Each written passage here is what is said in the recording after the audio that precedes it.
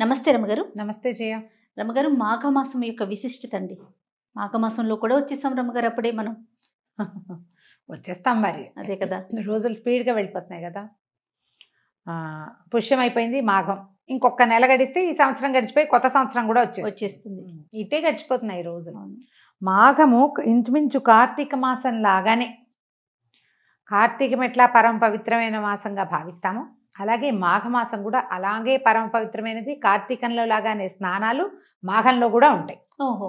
గజం కేవలం 4,500 రూపాయలతో 165 గజాల భూమి కేవలం 8 లక్షలు మాత్రమే. మాఘ స్నానాలు కూడా చాలా విశేషమైనవి. అయితే చిన్న తేడా ఉంది. కార్తీకంలో తెల్లవారుజామునే స్నానం చేయాలి. అప్పుడు ఏమిటి, మంచి చలి రోజులు, అందరూ చేయలేకపోతారు. మాఘంలో తెల్లవారుతూ ఉండగా, అంటే సూర్యుడు ఉదయిస్తాడంటూ ఉండగా స్నానం చేయటం.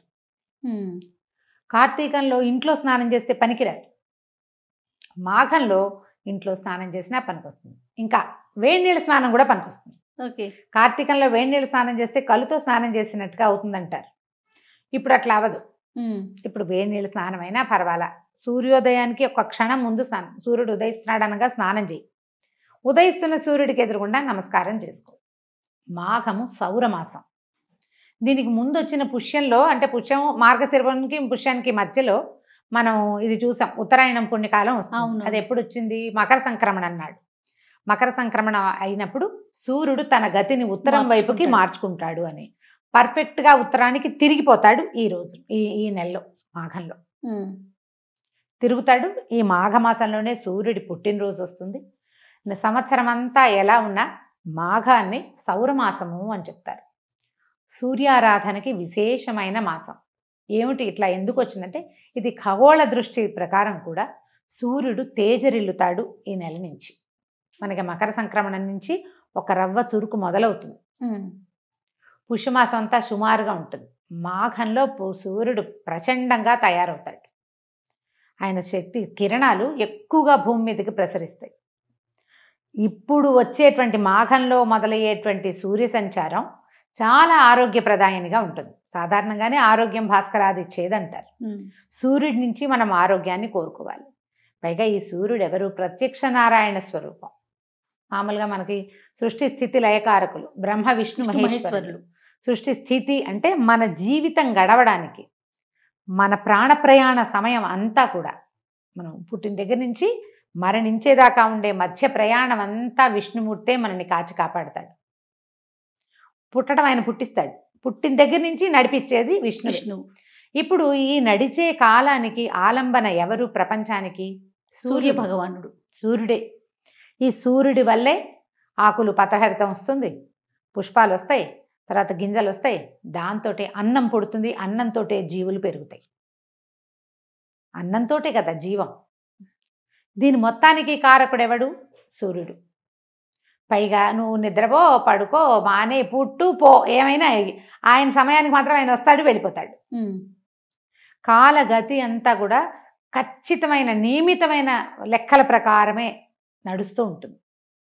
మనం ఏ రకంగా అయినా మారిపోతాం. ఒకడు పడుకుంటాడు, ఒకడు లేస్తాడు, ఒకడు పరిగెడుతూ ఉంటాడు. సూర్యుడు మాత్రం ఆ సమయానికి తన సమయానికి తను వచ్చేస్తాడు, తన సమయానికి తను వెళ్ళిపోతుంటాడు. ఈ లెక్క ప్రకారం పనిచేస్తూ మానవ జీవితాలకి ఆలంబనైన ప్రత్యక్ష నారాయణమూర్తి అయినటువంటి సూర్య భగవాను ఈ నెలలో ఆరాధించడం చాలా విశేషమైన విషయం. కార్తీకంలో పురాణం ఉన్నట్టుగానే మాఘానికి పురాణం ఉంటుంది, నిరుడు చెప్పాం, ఈ ఏడాది కూడా చెప్తాం. అయితే మనం మామూలు కార్తీకంలో ఒక్క రోజైనా చెయ్యి, ఒక్క వారమైనా చెయ్యి అని బతిలాడుకుంటుంది కార్తీక పురాణం. 4 వారాలు చెయ్యి, పౌర్ణమి చెయ్యి, పోనీ ఒకరోజు చెయ్యి, ఒకరోజు చెయ్యి, ఒకరోజు చెయ్యను. ఇప్పుడు నీ ఇదంతా అది దేనికోసం? తర్వాత గతుల కోసం, పుణ్యం కోసం. ఈ సౌరమాసము పుణ్యం వద్దు, ఏం వద్దు, మనకి ఆరోగ్యం కోసం. నీ కథ సజావుగా నడవాలి, నీ బతుకు ఒక నియమం కావాలి. దానికి నువ్వు సూర్యుడిని ఆరాధించు. పొద్దునే లేచి తొలుత కాలంలో సూర్యుడి నుంచి వచ్చే కిరణాలు గనక మన ముఖం మీద పడితే, ఆ సమయానికే మనం స్నానం చేసి ఒక్క నమస్కారం చేస్తే, ఈ నెల రోజుల పాటు ఇట్లా నిర్ణీత సమయానికి నిద్ర లేచామా, ఏడాదంతా బాగుంటాం మనం. మామూలుగా సూర్యకిరణాల్లో డి విటమిన్ వస్తుంది తెలుసు మనకి. అయితే సమయాలు ఉన్నాయి. ఆయుర్వేదం ప్రకారం, మన పాతకాలపు పెద్దవాళ్ళ ఆలోచన ప్రకారం ఎప్పుడు సూర్యోదయం అవుతూ ఉండగా వచ్చే తొలి కిరణాలు అవును. చాలా ఆసక్తికరంగా ఉంటాయి, అది మంచిదని చెప్పుకుంటాం.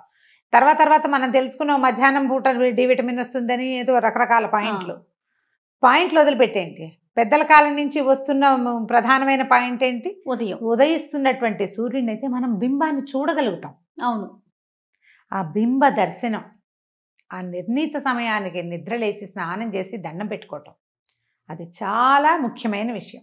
ఈ నెల రోజులు సూర్యుడికి అర్ఘ్యం ఇవ్వటం. సూర్యుడికి ఆరాధన అంటే అదేదో పూజ ఏమిటో చేయక్కర్లా, సులువుగా చేయొచ్చు. ఎలా అండి? ఏమి చేయొద్దు, నువ్వు దండం పెట్టు అంతే. నీకు అర్ఘ్యం ఇవ్వటం వస్తే, సూర్యుడికి అర్ఘ్యం ఇవ్వటం అంటే నీళ్లు చూపించి వదిలిపెట్టడం. ఇవి చూపించి నువ్వు తీసుకో అనలేము, చూపించి వదిలిపెట్టడమే. ఇవి నీ కోసము అని సూర్య భగవానుడికి నమస్కారం చేసుకోవటం. నాయన ప్రత్యక్ష నారాయణమూర్తి మమ్మల్ని రక్షించు, ఈ ప్రపంచాన్ని ఇలాగే నడిపించు అని ఒక్క నమస్కారం, మంత్రం శ్లోకం ఏమీ అక్కర్లా, ఎవరైనా చేయొచ్చు. దీనికేమి వయోభేదము, లింగభేదము, జాతి మత వైషమ్యం ఏమి లేవు, హడావిడి, అందరూ చేయొచ్చు. ప్రధానమైంది సూర్యుడికి ఎదురుగుండా నిలబడ్డం. కార్తీకంలో లాగానే ఇప్పుడు కూడా వాపి కుప్ప తటాకాదుల్లో స్నానాలు చేయటం అవి ఉన్నాయి. మాఘంలో చేసే సముద్ర స్నానం మహాద్భుతమైన ఫలితాన్ని ఇస్తుందంటారు. ఈ జలాలలో గంగ ఉంటుందని ఈ నెల రోజులు, అవి ఎట్లా, సహజమైన జలాలలో గంగానది ఉంటుంది, గంగా ప్రత్యక్షం ఉంటుంది అక్కడ. అంచేత ఆమె గంగ సాన్నిధ్యం ఉంటుంది కాబట్టి నీళ్ళలో స్నానం చేస్తే ఔషధ గుణాలు వస్తాయి, మనకి పుణ్యం వస్తుందని ఏమి అనుకోకండి, వస్తుంది, రావాల్సింది. ఆరోగ్యం ఉంటే అదే చాలు కదా, పుణ్యం అదే వస్తుంది, వచ్చినంత వస్తుంది అంతే. కానీ మనకేంటంటే ఒక నియమం వస్తుంది, ప్రతిరోజు ఈ సమయానికి లేవడం అనేది, అది కావాలి కదా మనకు కావాల్సిందే నియమం. అవును, అది ఇప్పుడు నేర్చేసుకోవచ్చు మనం. మరీ తెల్లారుజామున లేవక్కర్లేదు, అంత చలి ఉండదు. మాఘం వచ్చేసరికి చలి తగ్గుతుందిగా కొద్దిగా. ఏమంటాము మనం, ఈ కోస్తా జిల్లాలో అక్కడ అంతా పొగమంచు ఉండి అక్కడ చలి ఉంటుంది. అవును, కొంత. పైగా పొగమంచు కూడా సూర్యోదయానికి ఉండదు, సూర్యోదయం తర్వాత మొదలవుతుంది అక్కడ. నువ్వు పొద్దున్న 9 గంటలకు కూడా మొహాలు కనపడవు, కానీ పావుతక్కు వారికి సూర్యుడు వచ్చే సమయానికి బాగానే ఉంటుంది. అవును, కాసేపటికి మంచు మొదలైపోతుంది, పొగమంచు వచ్చేస్తుంది. మనకి హైదరాబాద్ లాంటి చోట అయితే ఏముండదు, ఈ టైంకి ఎండలు పెళ్ళపెళ్ళాడుతూ వచ్చేస్తాయి మాఘమాసం నాటికి. మన ఏరియాని బట్టి సూర్యుడికి నమస్కారం చేసుకుని ఒక చిన్న రాగి చెంబుతోటి, రాగి పాత్ర, రాగి గ్లాసు వేటితోటైనా ఆ నీటిని చూపించి ఆ నీళ్ళని ధారగా వదిలిపెట్టడం, ఇలాంటివి అర్ఘ్యం ఇచ్చే విధానం చేయొచ్చు కుదిరితే. లేదా ఆ సమయానికి స్నానం చేసి నమస్కారం చేసుకోండి, సూర్యబింబానికి ఎదురుగుండా నిలబడండి, అది చాలా ఆరోగ్యాన్ని ఇస్తుంది. ఈ నెలలో ఈ తొలి మొదలైన రోజు నుంచి 4వ రోజు చతుర్థి, మామూలుగా మనకి వినాయక చవితి తప్పిస్తే ఇంకా ఏ చవితిని మనం చేసుకోం. అవును, సంకటహార చతుర్థిగా మనం ఏం చేస్తాం, పౌర్ణమి వెళ్ళాక వచ్చే చవితిని చేసుకుంటాం. కొంతమంది చేసుకుంటారు, అది నియమం కూడా కాదు, మన ప్రాంతాల్లో తక్కువే, తమిళనాడు ఎక్కువ చేస్తారు. ఇష్టం ఉన్న వాళ్ళు చేసుకుంటారు, ఆసక్తి భగవంతుడి మీద, అంటే విఘ్నేశ్వరుడు ఆసక్తి ఉన్నవాళ్ళు. ఈ తిల చతుర్థి అంటారు ఈ మొదటి చవితిని. ఇంక ఏ చవితులు మనకి ఇట్లా ఇంపార్టెంట్గా కనపడవు. దీని తర్వాత వచ్చే రోజు శ్రీ పంచమి, వసంత పంచమి అంటారు, సరస్వతీదేవి పుట్టినరోజు. ఆమె శ్రీ పంచమి నాడు మూలా నక్షత్రాన్ని జన్మించిందని చెప్తారు. ఈ శ్రీ పంచమి ఒకటి, ఈ రోజున అక్షరాభ్యాసాలు అవి చేసుకుంటారు. తర్వాతది రథసప్తమి, మనం పాలు పొంగిస్తాం. నెలంతా చేసినా చేయకపోయినా ఆ ఒక రోజు అయినా సరే సూర్యనారాయణమూర్తి కోసం పాలు పొంగించుకుంటాం. తర్వాత భీష్మ ఏకాదశి, భీష్మాష్టమి, భీష్మ ఏకాదశి, ఈ 2 తిథులు చేస్తారు.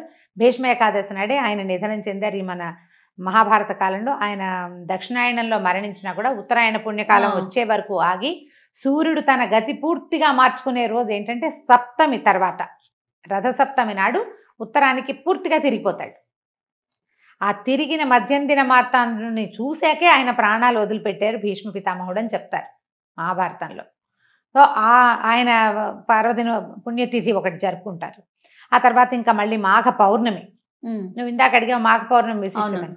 ఈ పౌర్ణమి నాడు సముద్ర జలాల్లో స్నానం చేస్తే అత్యద్భుతమైన ఫలితం లభిస్తుంది అంటారు. మాఘ పౌర్ణమికి సముద్రాలకు వెళ్తారు, కార్తీక పౌర్ణమికి వెళ్తాం కదా, అట్లా మాఘ పౌర్ణమికి కూడా వెళ్తారు. సముద్ర స్నానం చాలా విశేషమైంది, మహామాఘి అంటారు దాన్ని. కుదిరితే మనమే కాదు, ఈ బెంగాలీలు, ఒరిస్సా వైపు జనం కూడా వెళ్తారట సముద్ర స్నానానికి మహామాఘి నాడు. చాలా నార్త్ ఇండియాలో కూడా చేసుకుంటారు. మనకు అవకాశం ఉంటే అది, లేకపోతే ఇంకా మామూలు నమస్కారమే. అక్కడి నుంచి ఈ నెల చివరిలోనే, మాఘం చివరిలోనే మనకి మహాశివరాత్రి పర్వదినం కూడా వస్తుంది. ఇన్ని పర్వదినాలు చాలా పర్వదినాలు కదండి. వీటితో పాటుగా 4 ఆదివారాలు ఖచ్చితంగా వస్తాయి. ఒక సంవత్సరం 5 ఆదివారాలు కూడా వస్తాయి. మాఘపు ఆదివారాలు కూడా సూర్యారాధనకి విశేషమైనవి. మాఘ ఆదివారాలు ఆదివారాల రోజున కూడా ఇలాగ మనం రథసప్తమి నాడు పాలు పొంగించుకుంటాం సూర్యనారాయణ మూర్తికి. అదే విధంగా ఆదివారాలు కూడా అలాగే పాలు పొంగించి పాయసం చేసి సూర్యనారాయణ మూర్తికి అది చూపించడం, పాయసం ప్రసాదం తీసుకోవటం ఆరోగ్యం సిద్ధిస్తుంది. చిక్కుడుకాయల రథం చేయటం అవన్నీ మనం రథసప్తమికి ఎట్లా చేస్తామో అదే విధంగా చేసుకోవటం. ఇన్ని రోజులు చెప్పిన అన్ని రోజులు చేసుకోవటం, లేదా నెల మొదటి నుంచి చివరి దాకా కూడా ప్రతిరోజు సూర్యుడికి నమస్కారం చేసుకుంటే ఆరోగ్యం సిద్ధిస్తుంది. సో ఇన్ని ప్రత్యేకతలు ఉన్నటువంటి ఈ మాఘమాసాన్ని మన మాసంగా చేసుకుని మనకిప్పుడు ఆరోగ్యం అత్యంత ఆవశ్యకమైన విషయంగా ఉన్నది. పిల్లలకి కూడా దీన్ని తెలియజేసి పొద్దున్నే లేపి స్నానాలు చేయించేసి సూర్యుడికి నమస్కారం చేయించండి. పెద్దవారు కుదిరిన వారు అర్ఘ్యం ఇచ్చుకోండి. ఈ మాసంలో తిలదానం చాలా మంచిదంటారు. నువ్వులు దానం చేస్తారు, నువ్వులు దానం చేస్తారు. మామూలుగా వస్త్రదానము, తర్వాత ఏమో గొడుగులు దానం చేయటం, గొడుగు కూడా ఇస్తారు. వాటి వల్ల మంచి ఫలితం లభిస్తుంది. ఈ మాసంలో కూడా మనం కార్తీకల్లో ఎట్లా దానాలు చేస్తామో అలాగే మాఘంలో కూడా దానాలు చేసే మాసం. ఇదేంటి మంచి పర్వమైన మాసం, గొప్ప మాసం, సమయం మంచిది. ఇలాంటప్పుడు మనం చేసిన దానము ఇతోధికమైన ఫలితాన్ని ఇస్తుంది. ఇప్పుడు ఒకళ్ళ గొడుగు ఇచ్చాము, వాళ్ళు రోజు దాన్ని వాడుకుంటున్నారు అనుకో, ప్రతిరోజు మనని తలుచుకుంటారు, అది మనకి ప్లస్ అవుతుంది. అవును. అట్లా ఇప్పుడు కూడా మనం కొన్ని దానాలు అవి చేసుకోవచ్చు. పర్వదినాలుగా జరుపుకున్న రోజులు జరుపుకోవచ్చు, లేదా మనం చేయగలిగినంత సాధారణ విధైనా చేస్తే ఈ మాఘమాసపు ఆరోగ్య ఫలితాన్ని మనం పూర్తిగా పొందగలుగుతాం. ఎలాగో మాఘ పురాణం వేస్తాం, ప్రతిరోజు పురాణాన్ని వినడం, ఉదయకాలంలో వినగలిగితే మంచిది, లేదా సాయంకాలం లోపల రాత్రి లోపల మాఘ పురాణాన్ని కూడా తప్పకుండా వినండి. పొద్దున స్నానం చేయండి, మాఘ పురాణం వినండి. ఈ 2 విధులు చేసినా చాలు. తప్పకుండా రమగారు. నమస్తే. నమస్తే. ఈ కార్యక్రమాన్ని మీకు సమర్పించిన వారు కలశా ఫైన్ జ్యువెల్స్. ఎన్ఆర్ఐల కోసం బంగారం ధరపై 13.75% గొప్ప తగ్గింపుతో పాటు జీఎస్టీ మరియు డ్యూటీ లేకుండా, అలానే వీడియో కాల్ షాపింగ్ తో పాటు డోర్ స్టెప్ ఇంటర్నేషనల్ డెలివరీ కూడా ఇస్తున్నారు.